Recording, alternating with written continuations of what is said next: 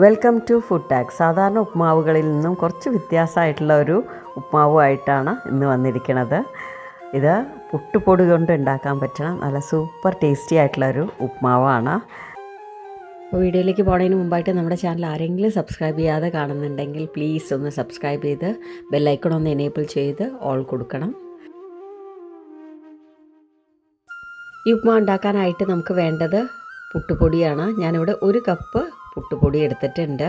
വറുത്ത ഏതൊരു അരിപ്പൊടിയിലും ഇത് ചെയ്യാം കേട്ടോ, പക്ഷേ തെരിതെരിപ്പായിട്ടുള്ള പുട്ടുപൊടിയിൽ ചെയ്യണതാണ് ഏറ്റവും സ്വാദ്. ഇനി അതിലേക്ക് ആവശ്യത്തിനുള്ള ഉപ്പ് ഇട്ട് കൊടുത്തിട്ട് കൈകൊണ്ട് വെറുതെ ഒന്ന് അതുപോലെ ഒന്ന് മിക്സ് ചെയ്ത് കൊടുക്കുക.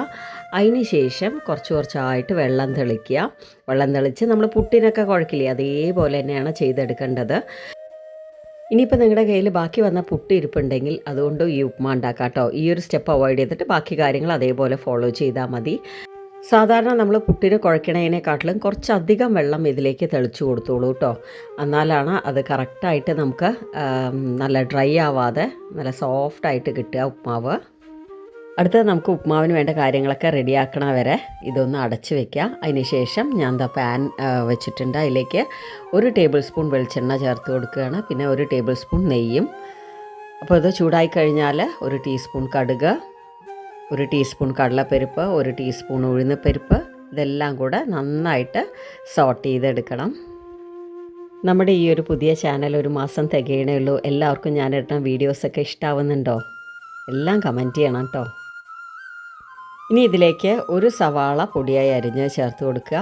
പിന്നെ ഒരു ചെറിയ കഷ്ണം ഇഞ്ചി പൊടിയായി അരിഞ്ഞത്, 5-6 പച്ചമുളക്, കുറച്ച് കറിവേപ്പില, പിന്നെ വളരെ കുറച്ച് ഉപ്പ് സ്പ്രിങ്കിൾ ചെയ്ത് കൊടുക്കുകയാണ്. നമ്മൾ അരിപ്പൊടിയിൽ ഓൾറെഡി ഉപ്പിട്ടിട്ടുണ്ട്, അത് കണ്ട് വേണം ഇവിടെ ചേർക്കാനായിട്ട്.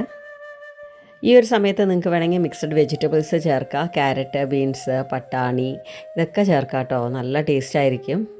പിന്നെ ഈ ഒരു ഉപ്മാവിന് സൈഡ് ഡിഷസിൻ്റെ ഒന്നും ആവശ്യമില്ല. അപ്പോൾ നമ്മൾ നേരത്തെ ഞെരടി വെച്ച പുട്ട് ഒന്നും കൂടെ ഫ്ലഫിയായി നന്നായിട്ട് വന്നിട്ടുണ്ട്. അത് ഇതിലേക്ക് ചേർത്ത് കൊടുക്കുകയാണ്.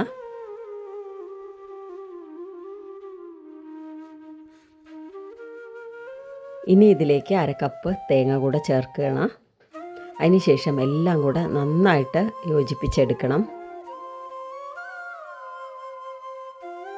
ഇനി ഇതിലേക്ക് വെള്ളം നന്നായിട്ട് തന്നെ ഇതുപോലെ തെളിച്ച് കൊടുക്കണം. ഒറ്റയടിക്ക് നമ്മൾ ഒഴിക്കാൻ പാടില്ല. വേണോ വേണ്ടയോ നോക്കിയിട്ട് വേണം തെളിച്ച് കൊടുക്കാനായിട്ട്. ഏകദേശം നമുക്ക് കാണുമ്പോൾ മനസ്സിലാവുമല്ലോ, അതുവരെ നമ്മളതുപോലെ തെളിച്ച് കൊടുക്കണം. അതിന് ശേഷം വീണ്ടും എല്ലാം നന്നായിട്ട് യോജിപ്പിച്ചെടുക്കണം. ഇനി ഇത് അടച്ച് വെച്ച് 10 മിനിറ്റ് ലോ ഫ്ലെയിമിലിട്ടിട്ട് കുക്ക് ചെയ്തെടുക്കണം.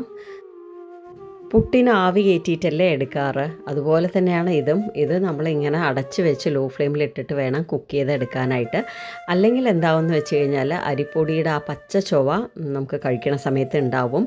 മാത്രമല്ല അത് നന്നായിട്ട് കുക്ക് ചെയ്തെടുക്കുകയും വേണമല്ലോ. അപ്പോൾ ഇത്രയേ ഉള്ളൂ. അപ്പോൾ അതാ കണ്ടില്ലേ, കട്ട പിടിക്കാതെ നല്ല പൊലുപൊലാന്ന് വന്നിട്ടുണ്ട്. ഇൻ കേസ് നിങ്ങൾക്ക് ഒട്ടണ പരുവം വേണമെങ്കിൽ അങ്ങനെയും ചെയ്യാം കേട്ടോ. കുറച്ച് വെള്ളം കൂടുതൽ ഒഴിച്ചാൽ മതി. അപ്പോൾ ഇത്രയേ ഉള്ളൂ. എല്ലാവരും ട്രൈ ചെയ്ത് നോക്കണം, അഭിപ്രായം അറിയിക്കണം. അതുപോലെ വീഡിയോ ഇഷ്ടമായിട്ടുണ്ടെങ്കിൽ ലൈക്ക് ചെയ്യുക. പിന്നെ എന്തെങ്കിലും ഒരു ഫീഡ്ബാക്ക് നിങ്ങളുടെ ഭാഗത്തുനിന്ന് കമൻ്റായിട്ട് ഇടണം. അതുപോലെ വീഡിയോസ് ഷെയർ ചെയ്ത് കൊടുക്കണം, സബ്സ്ക്രൈബ് ചെയ്യണം. ഈ വീഡിയോ വാച്ച് ചെയ്ത എല്ലാവർക്കും താങ്ക് യു.